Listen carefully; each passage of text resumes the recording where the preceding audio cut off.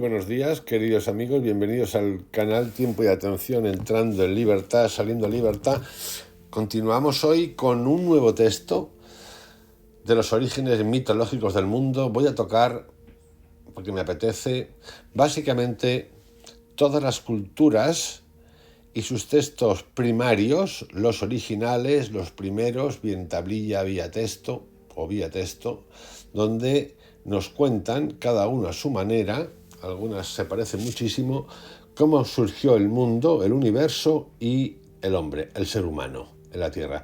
Es interesantísimo porque vamos a encontrar cosas increíbles. Increíbles.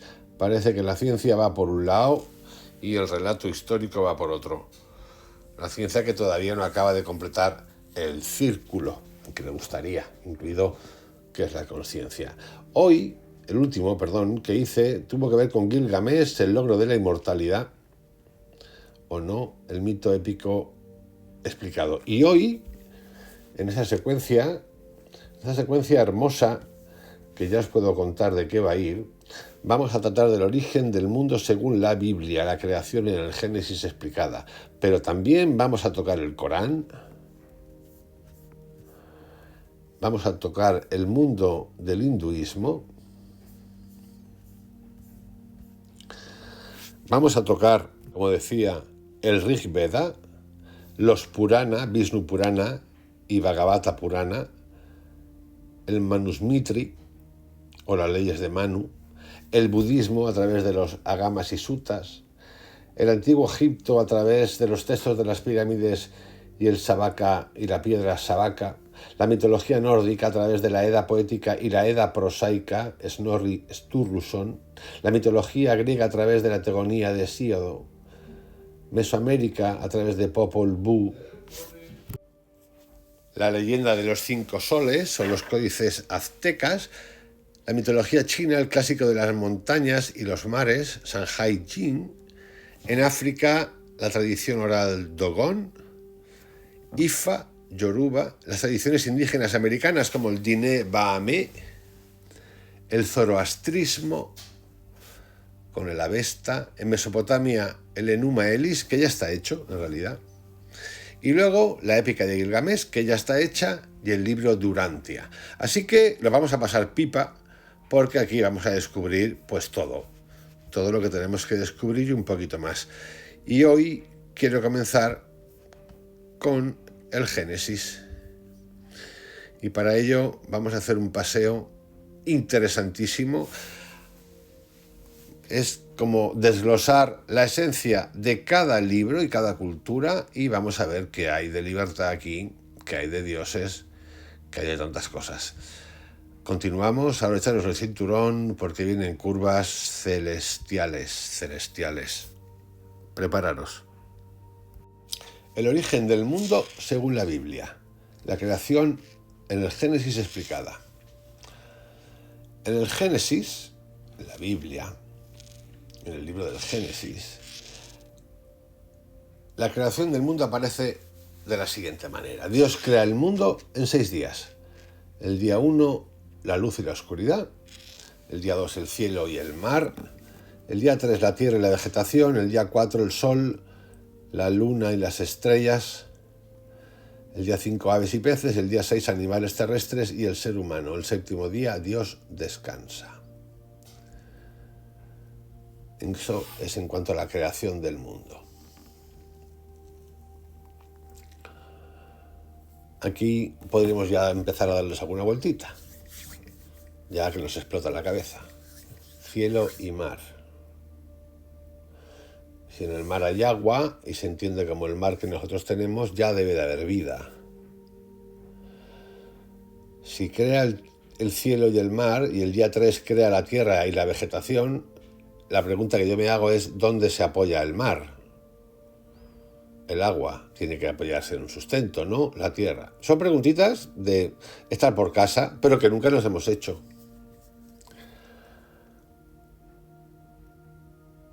El cielo, ¿cómo es el cielo? Sin estrellas. ¿Qué tipo de cielo es ese?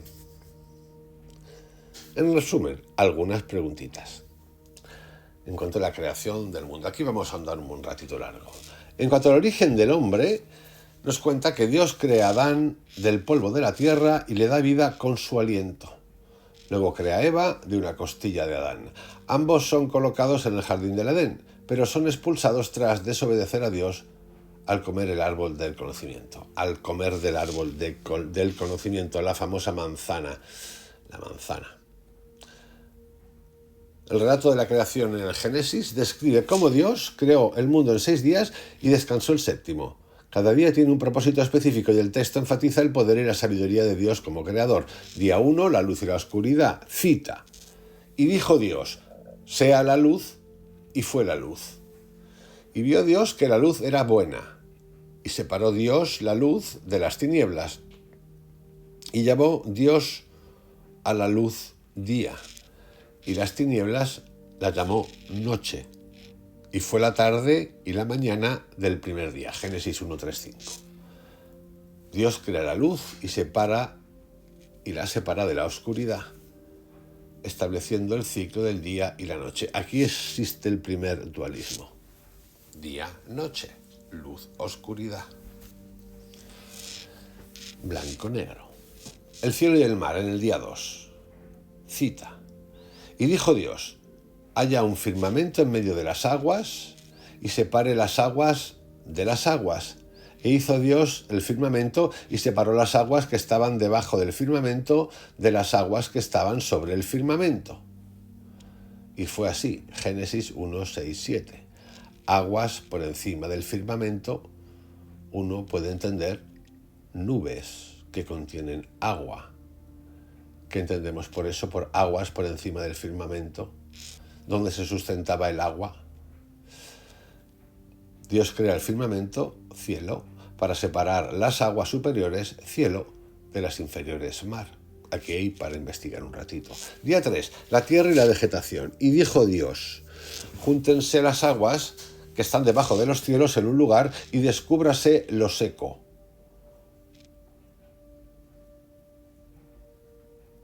Y así fue. Y llamó Dios a lo seco tierra. Tierra puede ser Pangea, cuando la tierra estaba toda junta, que se sabe que se separó. Y a la reunión de las aguas los llamó mares. Y vio Dios que era bueno. Génesis 1:9-10. Después dijo Dios, produzca la tierra hierba verde, hierba que dé semilla, árbol de fruto que dé fruto, según su género, que su semilla esté en él sobre la tierra. Y así fue. Dios separa la tierra de los mares y crea la vegetación, incluyendo plantas y árboles. En realidad no hay una separación de la tierra y el mar. El mar se sustenta en la tierra. Sin la tierra, bajo la lógica, no hay mar. Aunque aquí habla del mar de arriba.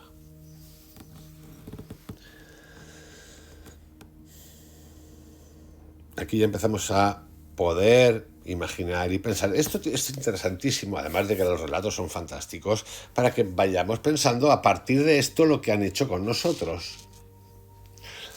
Día 4, el sol, la luna y las estrellas. Y Dios dijo, haya lumbreras en el firmamento de los cielos para separar el día de la noche y sirvan de señales para las estaciones, para días y años. Esto es importante. ¿Por qué? ¿Por qué es importante, amigos? Vamos a revisar. Cielo y mar. Hace cielo y mar. Asumo, como con el cuarto día crea el sol, la luz y las estrellas, y por ende la luz.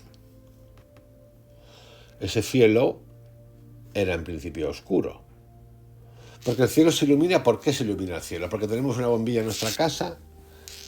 Se ilumina por la luna, cuando está llena y no llena, por el sol, la luz del sol. Por eso hay día y noche. ¿Qué cielo era ese creado en el día 2, antes de crear el sol, la luna y las estrellas? Preguntas, son preguntas, nada más nos estamos preguntando.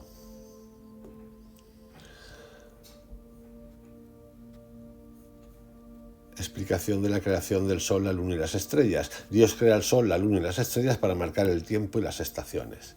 ya entra por primera vez el concepto de tiempo. Tiempo, marcado, regulado, reglado. Día 5, las aves y los peces. Cita. Y dijo Dios, produzcan las aguas seres vivientes y aves que vuelen sobre la tierra, en el firmamento de los cielos. Y creó Dios los grandes monstruos marinos y todo ser viviente que se mueve, que las aguas produjeron según su género, y toda ave alada según su especie. Y vio Dios que era bueno. Monstruos marinos. ¿Qué pasa? ¿Que no creó Dios pececitos? ¿Solo creó monstruos marinos? ¿Por qué monstruos marinos?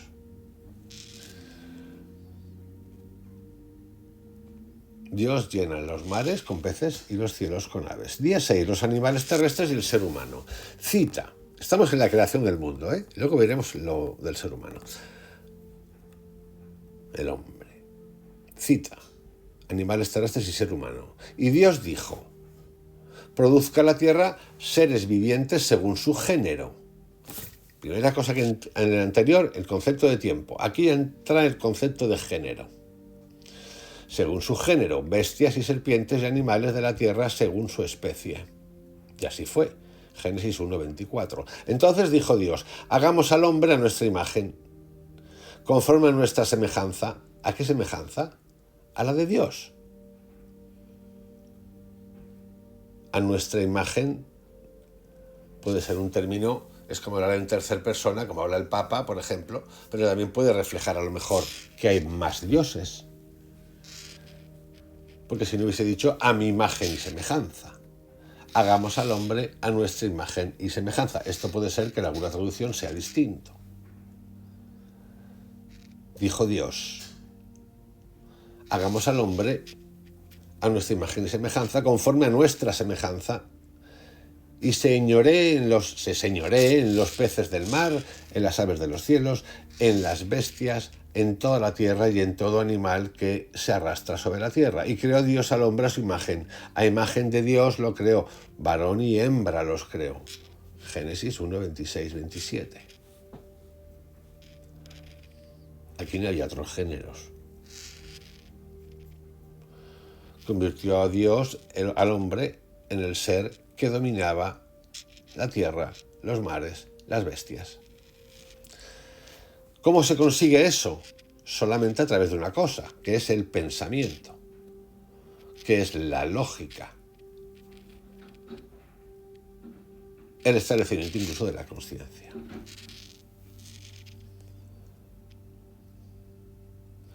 Esto fue en el día 6.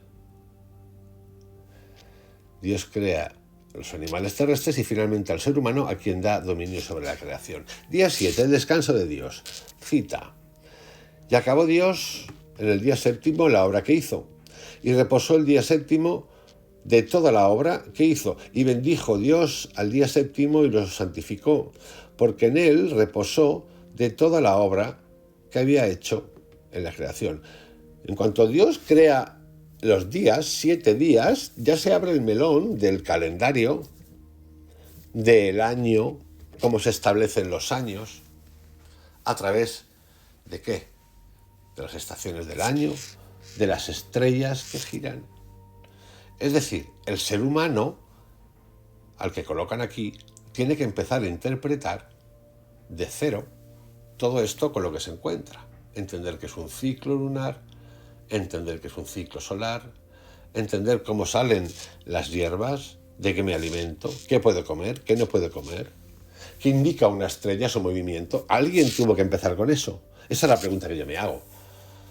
Amiga de Dios, que sea Dios o que fueran los marcianos de Tecatotrón, me da lo mismo. La pregunta que me hago es cómo llega el ser humano a empezar a entender todas estas cosas. Eso en cuanto a la creación del mundo, Biblia, Génesis. Vamos ahora al origen del hombre, del ser humano, Adán y Eva. El segundo capítulo del Génesis nos ofrece un relato más detallado de la creación del ser humano, centrándose en Adán y Eva. Cita, creación de Adán. Entonces Jehová, Dios, formó al hombre del polvo de la tierra y sopló en su nariz aliento de vida. y fue el hombre un ser viviente. Dios forma a Adán del polvo y le da vida con su aliento, estableciendo una conexión íntima entre Dios y la humanidad. Es decir, aquí no hay mediadores, ¿no? Porque ya que nos ponen siempre lo del pecado original, que lo arrastramos, hasta que aquel dijo, pues mira, pues será el problema de Adán, porque yo no me lo mamo. ¿No? Genial, me pareció genial. Pero fijaros aquí, es que solo nos llevamos siempre lo malo. Pero aquí dice esto, Dios forma a Adán del polvo y le da vida con su aliento, estableciendo una conexión íntima entre Dios y la humanidad. Es decir, no hay intermediario, no hay un lector, no hay un teólogo, no hay un sacristán, no hay un confesor. Vamos, Dios y tú, de lo que hablamos aquí todo el tiempo, ¿no? Pero ese Dios y tú, fijaros que en ese momento no había ni textos, ¿no? Porque esto lo están contando, ¿no? Y como les gusta utilizar las cosas según qué cosas, como es verdad o hay que interpretarlo, pero esto nunca lo he interpretado. Bueno, sí que lo han interpretado. ¿Para qué? Para que no haya intimidad entre Dios y nosotros. Vamos ahora al jardín del Edén. Cita. Y Jehová Dios plantó un huerto en Edén, al oriente, y puso allí al hombre que había formado. Génesis 2:8. Dios coloca a Adán en el jardín del Edén, un lugar perfecto y abundante. Luego vamos a ver el jardín del Edén.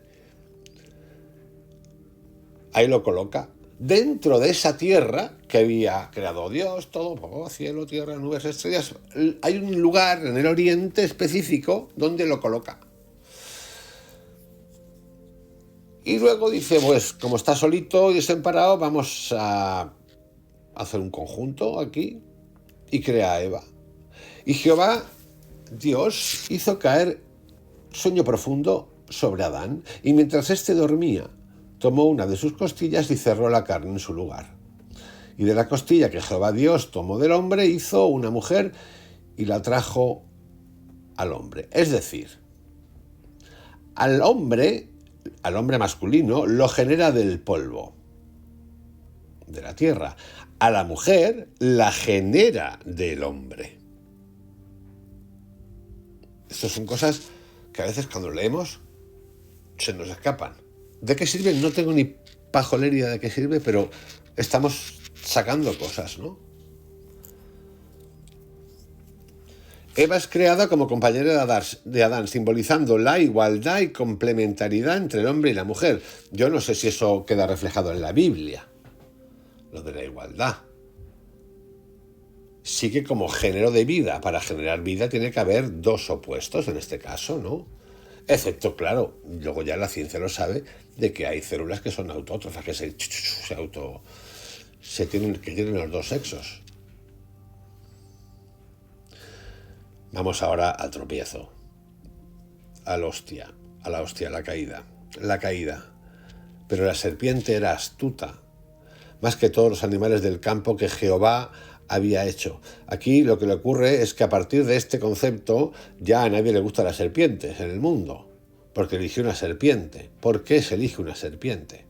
Esto lo estudian los semiólogos de las imágenes.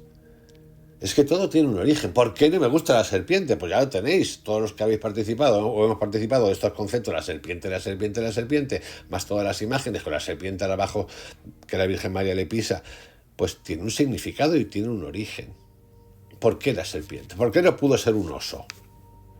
Que en lugar de ser amoroso como los de ahora que comen golosinas, era un cabrón que era muy astuto. O un lobo. O un dinosaurio, ya que creó monstruos, ¿por qué tiene que ser una serpiente? Porque si había monstruos, podía ser un monstruo marino, no, una serpiente. ¿Por qué la serpiente? Pero la serpiente, continúa en la cita, era astuta, más que todos los animales del campo que Jehová Dios había hecho, la cual dijo a la mujer, ¿con que Dios os ha dicho no comáis de todo árbol del huerto? Génesis 3:1.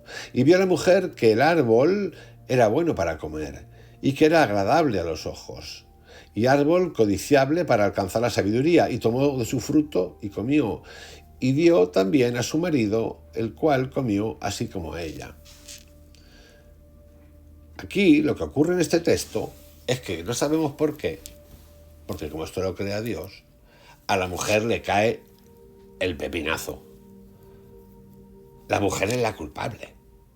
El texto condena literalmente a la mujer. El pecado original viene porque la mujer peca. O sea, el que ha escrito esto, el que escribió esto, a la mujer la jodió viva. Literalmente. Y de aquellos, ¿cómo se llama? De aquellos lares, estas ascuas o algo así, no sé, me lo acabo de inventar. ¿Por qué? Porque la pregunta que tenemos que hacernos es ¿por qué tienta la serpiente a la mujer? ¿Por qué no tienta la serpiente al hombre? ¿Por qué no tienta al hombre?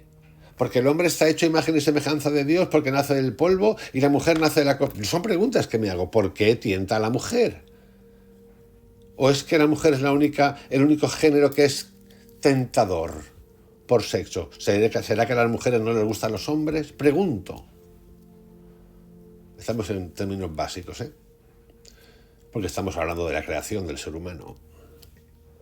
A la mujer la marca la serpiente en el texto. Adán y Eva desobedecen a Dios. No, Eva desobedece a Dios, habla con Adán, lo convence y tal. Sí, los dos. Pero la pregunta importante aquí es ¿por qué eliges a la mujer? Y parece ser que Adán y Eva desobedecen a Dios al comer del árbol del conocimiento del bien y del mal, lo que resulta en su expulsión del Edén. Y claro, ¿en qué estado estaban Adán y Eva antes de conocer el árbol del conocimiento del bien y del mal? En un estado de mononeuronal, en un estado de divinidad. Y si era un estado de divinidad, ¿para qué coño los pone en la tierra? ¿Para qué coño pone Dios a Adán y Eva en la tierra? ¿Para qué los pone? ¿Para qué le pones pruebas? Aquí hay gente fantástica que dice, hombre, claro, es que es la prueba de Dios que nos ha puesto para entender el pecado, lo que tenemos que hacer. Estos son paparruchadas de paparrucho, del que le gusta azotarse como un sinfín. Porque si existe un árbol del conocimiento, ¿en qué estado estaba antes? Y si no, ya le da una ley, no ahí. ¿Por qué le pone un límite ya ahí? ¿Qué problema hay con el árbol del conocimiento? Y esto es lo que hace que mucha gente se pregunte ¿quién coño es este Dios? ¿O quién coño son estos dioses? Que ya te instalan en prohibiciones. ¿Eran de otro lugar? ¿De dónde viene esto? Son preguntas súper lícitas. Porque solo hay que leer y empezar a ir cuestionando y haciéndonos preguntas. Nada más. En cuanto a algunas reflexiones teológicas y simbólicas, podemos decir que Dios se establece como creador. El Génesis enfatiza que Dios es el único creador. Pero veis que en los textos, cuando habla Dios, habla de dioses. Es omnipotente, es ordenado. Establece un mundo bueno y armonioso. No lo sé si bueno y armonioso, porque no entra ni la palabra bueno ni armonioso. Es cuando al ser humano, a Adán y a Eva, les prohíbe una cosa que es el árbol del conocimiento, es cuando surge lo de bueno y armonioso. Pues debía estar bien porque vivían ahí, pero ¿en qué estado vivía el ser humano ahí, Adán y Eva? El hombre y la mujer son creados, dice, imagen de Dios. El hombre es creado imagen de Dios, con conciencia a través del polvo, y la mujer es creada con conciencia a través de la costillita. Y dice que les da dignidad y responsabilidad, no les da nada. Les prohíbe algo, que es el árbol del conocimiento del bien y del mal. Repito, ¿en qué estado vivían antes? La desobediencia de Adán y de Eva introduce el pecado, que está ya la segunda marca. Primero la condena a la mujer y la segunda el pecado ya repartido para todo el mundo, en el mundo, afectando a la relación entre Dios, la humanidad y la creación. Es decir, Dios, que era muy generoso y que establece una unidad entre el ser humano y él, puede hablar con él cuando te dé la gana, no hay mediador, de repente pone una prohibición que es un árbol, ¿no? Una zona de árboles en un paraíso que es el Edén, que está en el oriente. Entonces no sabemos por qué le prohíben algo que es el árbol del saber. ¿En qué estado estaba antes Adán y Eva? Adán, la serpiente, convence a Eva, Eva convence a Adán, los dos se pegan un bocado de la manzana y de repente se ven que están en pelotas. Esto me lo contaban a mí de pequeñito. Y de repente tienen concepto del bien y del mal. Y eso es el pecado. El pecado. ¿Qué pecado es ese? ¿Qué coño de pecado es ese? ¿Qué tipo de Dios te hace eso? Un Dios corrupto, un Dios que te quiere joder. Y la gente dice, no, pero me quiere enseñar. ¿Pero qué mierda te va a querer enseñar? Si te ha fabricado. ¿No te podía haber dejado el estado ese de medio así que no sabemos qué es? Ah, no, y entonces eso es pecado. El pecado, ¿sabéis qué es? El pecado es la desobediencia. Ese es el pecado. Y es el pecado que utilizan en forma de pecado todo el mundo desde entonces hasta ahora. El pecado lo condena la Iglesia, la desobediencia la condena la Iglesia, la desobediencia y el pensar de manera autónoma, propia, independiente la condena la empresa, la política, la corporación, el poder. Las religiones, expertas en obediencia.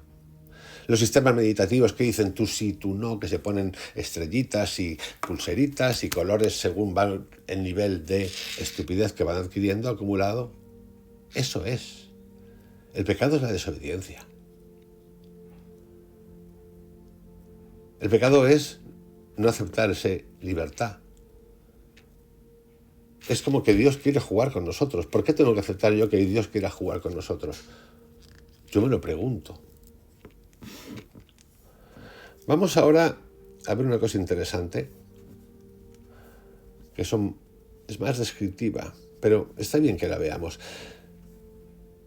Para entender el origen del mundo, del universo, porque Dios no creó solo la Tierra, o igual pensamos que puede ser la Tierra, pero lo que creó habla de la Tierra, no habla del universo.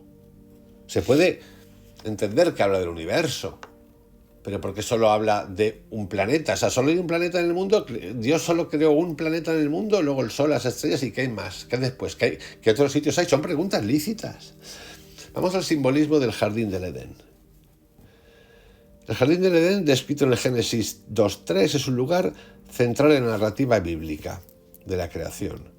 Más que un simple huerto, el Edén es un símbolo rico en significado teológico y espiritual. Vamos a ver qué significados teológicos y espirituales contiene el jardín del Edén. Es un lugar de perfecta armonía. No lo sé, porque si ya manejamos el bien y el mal, si cuando Adán y Eva descubren el bien y el mal, que es el árbol del conocimiento, armonía no tiene ningún sentido. ¿En qué estado estaban antes Adán y Eva? Y dice, y Jehová Dios plantó un huerto en Edén, al oriente, y puso allí al hombre que había formado. Jehová Dios hizo nacer de la tierra todo árbol delicioso a la vista y bueno para comer. También el árbol de vida en medio del huerto y el árbol de la ciencia del bien y del mal.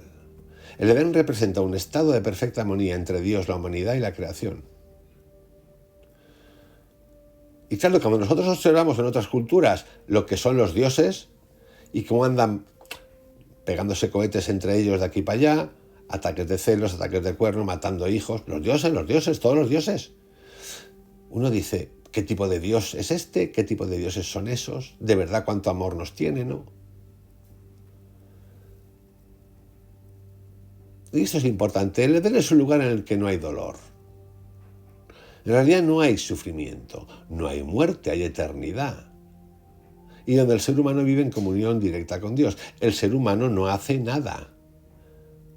Porque no nos explican qué hace el ser humano ahí antes de probar el árbol de la ciencia del bien y del mal. ¿Qué coño hace Adán y Eva? Se pasean, se miran todos los días a los ojos, se sacan los mocos, plantan algo, parece ser que no, porque todo salía de manera así como boom, boom, boom.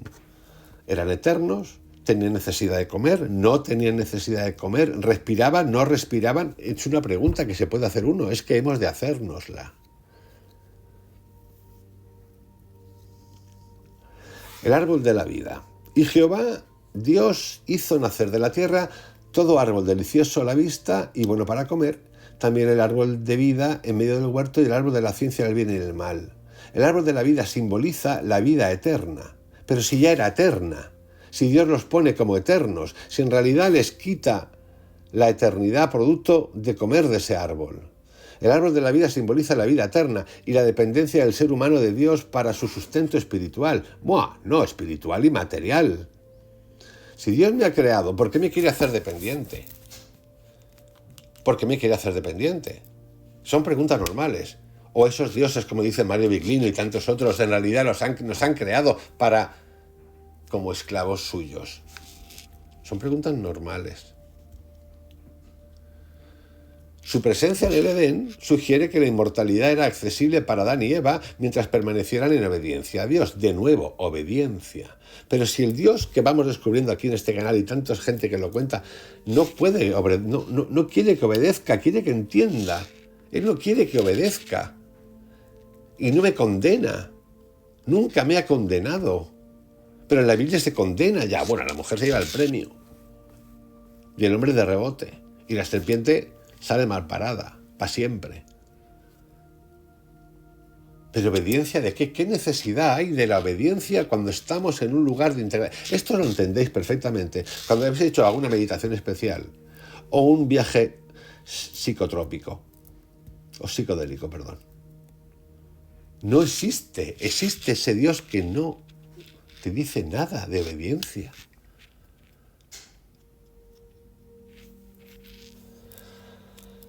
Vamos al árbol del conocimiento del bien y del mal.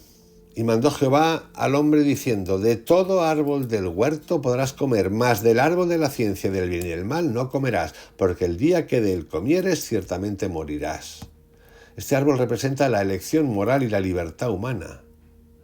Es un símbolo de la prueba de obediencia a Dios. Comer de él implica asumir la autonomía moral, separándose de la voluntad de Dios. ¿Pero por qué, si el reino de Dios está en ti, por qué me crea a mí para condicionarme? ¿Por qué? Me lo pregunto. ¿Por qué no dejarlo solo, suelto? Entonces, si tú tienes la capacidad de tener una autonomía moral, lo que acabas de hacer es separarte de Dios. Es un pescado que se muerde la cola. Luego aparecen los 4 ríos. Y salía del Edén un río para regar el huerto, y de allí se repartía en 4 brazos. Génesis 2:10. Los 4 ríos, Pisón, Gihón, Hiddekel y Éufrates, simbolizan la abundancia y la provisión divina. También pueden representar la conexión del Edén con el mundo conocido, sugiriendo que la bendición de Dios se extiende hacia toda la tierra. En cuanto a la presencia de Dios, nos encontramos con lo siguiente: y oyeron la voz de Jehová Dios que se paseaba en el huerto al aire del día. Génesis 3:8. El Edén es un lugar donde Dios camina y se relaciona directamente con el ser humano. Si Dios camina y se relaciona directamente con el ser humano, ¿de qué coño estamos hablando? ¿De un holograma? ¿De qué estamos hablando? ¿De una presencia física real? Como las que hablan Ezequiel y tantos otros. Mario Viglino habla de esto perfectamente. De hecho, se va a llevar un especial Mario Viglino. Pero aquí dicen los amigos, representa la intimidad y la comunión perfecta entre el Creador y su creación. O sea, que Dios camina y se relaciona, porque si no dirían, es un lugar donde Dios flota, donde Dios aparece como una figura energética y que te habla telepáticamente. No, podemos preguntarnos siempre, ¿no? Pero es que lo que dice es, el Edén es un lugar donde Dios camina y se relaciona directamente con el ser humano. Se relaciona directamente.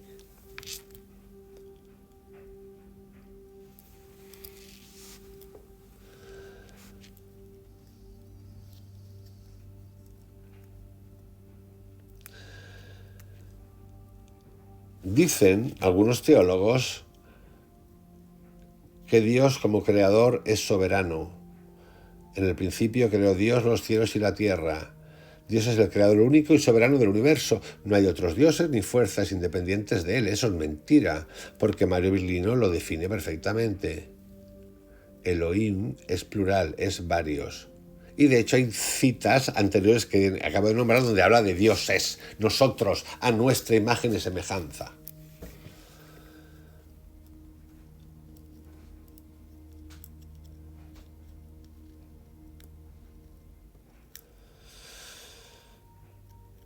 En fin, el jardín del Edén, la creación de Dios, la condena a la obediencia. Nos falta la serpiente. Vamos al papel de la serpiente en el relato del Génesis, que es divertidísima. La serpiente es un personaje crucial en el relato de la caída en Génesis 3. Su papel no solo es narrativo, sino también simbólico y teológico. Atentos a lo teológico, porque teológico es el logos de Dios, los que estudian el logos de Dios, la lógica de Theos, los que interpretan por nosotros. La serpiente es astuta, más que todos los animales del campo que Jehová había hecho, la cual le dijo a la mujer: ¿con que Dios os ha dicho eso? ¿No comáis del árbol del huerto? La serpiente es descrita como astuta, en hebreo arum, lo que sugiere inteligencia y habilidad para engañar. En la tradición cristiana, la serpiente es identificada con Satanás, pero es que la tradición cristiana surge después de esto. ¿Por qué elige a la serpiente? Porque la dota de inteligencia y habilidad para engañar. Inteligencia y habilidad para engañar. Entonces, ¿la inteligencia es buena o no es buena? En la tradición cristiana, repito, la serpiente es identificada con Satanás, el adversario de Dios. Esto se refuerza en el Nuevo Testamento. Y fue lanzado fuera el gran dragón, la serpiente antigua, que se llama Diablo y Satanás, el cual engaña al mundo entero. Apocalipsis 12:9. En el mundo de los mitos y de todo esto, la serpiente, el dragón, muchas veces significa nosotros. El dominio de nuestra mente. El entendernos, la doma del dragón.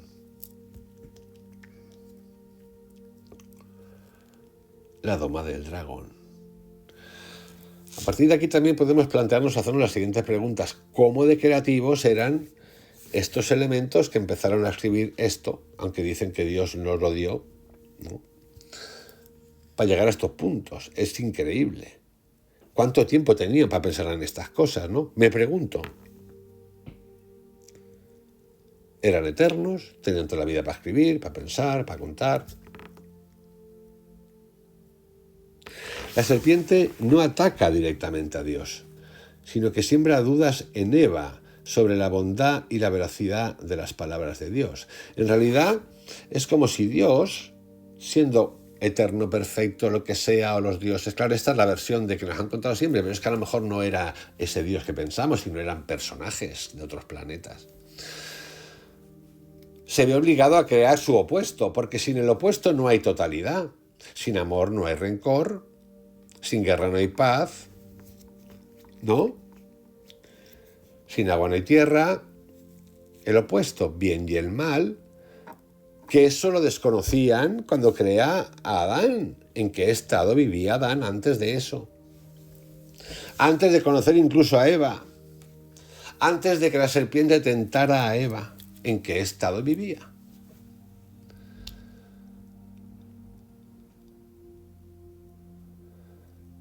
Y aquí los teólogos que se fuman solos dicen: la serpiente representa la tentación de la autonomía moral. ¿Pero por qué no iba a tener una autonomía moral? La idea de que el ser humano puede decidir por sí mismo lo que está bien o lo que está mal, por supuesto, sin depender de Dios. Y eso se castiga. Y ese es el castigo. Entonces, ¿qué tipo de Dios es ese Dios? ¿Es un Dios cabrón como la madre que lo parió? ¿O es un marciano que en formas divinas que nos chupan? Y que las religiones, en este caso la que toque aquí, solo quiere ver lo que le da la gana ver.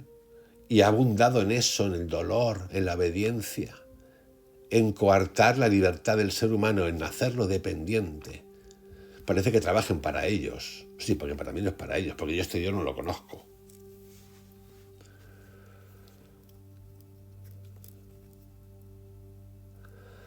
Pero claro, luego aparece este Dios que se encabrona con la serpiente, pero que él la había creado.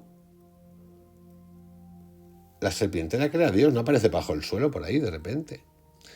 Y se cabrea y le dice: por cuanto esto hiciste, maldita serás entre todas las bestias y entre todos los animales del campo, pobre serpiente, sobre tu pecho andarás y polvo comerás todos los días de tu vida. Pero si es que ya andaba así, si era una serpiente.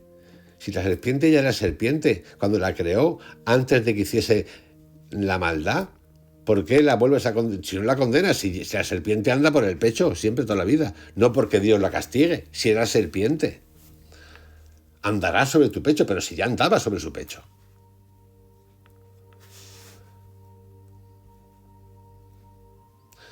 Y Dios también anuncia una futura victoria sobre la serpiente. Y pondré enemistad entre ti y la mujer. O sea, la serpiente es enemiga de la mujer, pero no del hombre.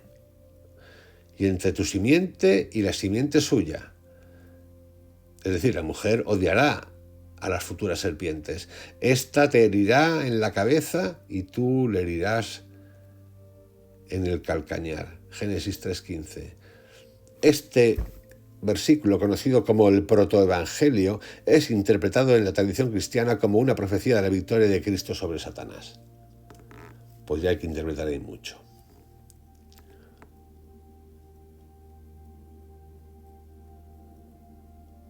Vamos ahora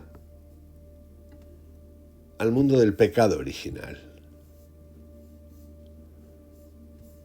Para llegar ya a este punto final de este audio de hoy, de los orígenes del mundo y del hombre, del universo, a través de las diferentes culturas que conocemos. Unas cuantas voy a tratar, son 13 creo, más o menos, y revisarlas. El pecado original, del que no sé cómo se llama el amigo este, que dijo, pues es para ti, Adán, a mí no me jodas. El concepto del pecado original es central en la teología cristiana. Y hablo de teología, los que interpretan a Dios. Se refiere a la condición de pecado que hereda toda la humanidad como consecuencia de la desobediencia de Adán y de Eva. Aquí exploramos su desarrollo y significado. Esto sería como decir, por ejemplo, todos los españoles son culpables de lo que hicieron los españoles hace tantos años. Todos los mexicanos son culpables de todas las cabecitas y no cabecitas que hicieron los suyos, tal. Todos los chinos son culpables, todos los americanos son culpables. Esto es lo mismo. Esto es lo mismo.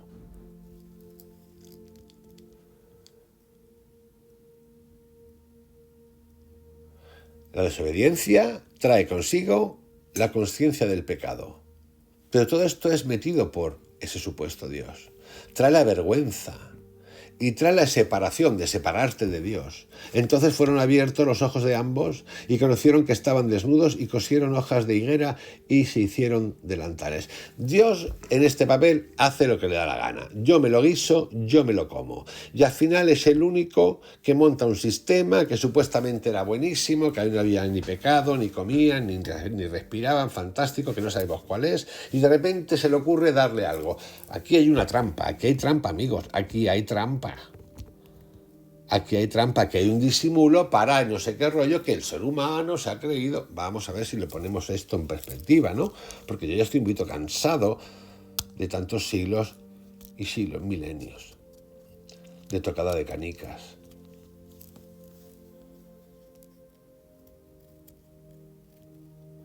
La desobediencia. Mirad qué problemas trae la desobediencia. Pertenencia. Ponerte la camiseta lo llaman ahora. Honorabilidad.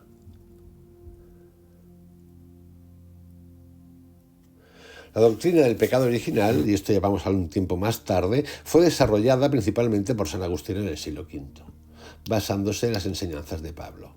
Les encantaba. Por tanto, como el pecado entró en el mundo por un hombre, y por el pecado de la muerte, así la muerte pasó a todos los hombres por cuanto todos pecaron. Romanos 5:12. Implicaciones. Universalidad del pecado. Todos los seres humanos heredan una naturaleza pecaminosa como consecuencia del pecado de Adán. Es decir, todos culpables.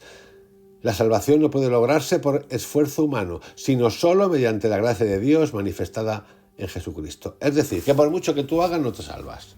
Y solo se salvan los que conocen a Jesucristo. Porque los demás, los hindúes, los musulmanes, los aztecas, toltecas, esos están jodidos. ¿Qué tipo de Dios es este? ¿Qué tipo de Dios es este? En resumen, queridos, aquí pongo punto y final a este capítulo. El segundo que viene de esto tiene que ver con el Corán. Divertidísimo también. Interesantísimo, tiene cosas muy interesantes. Así que esto serían lo que se llamarían las abrahámicas, las tradiciones abrahámicas, y la Biblia, Génesis, contiene judíos, cristianos, católicos, y ahora luego en los próximos días vendrá el Corán. Os envío un abrazo. Lo de la obediencia ya sabéis lo que tenéis que hacer. Está interesantísimo esto para ver de dónde venimos, de dónde vienen nuestros pensamientos, no solamente de esta vida, de los 50 años que llevo, no, mucho más para atrás, de dónde viene todo este pastelero. Un abrazo bien grande, hasta mañana, cuidaros mucho. Chao.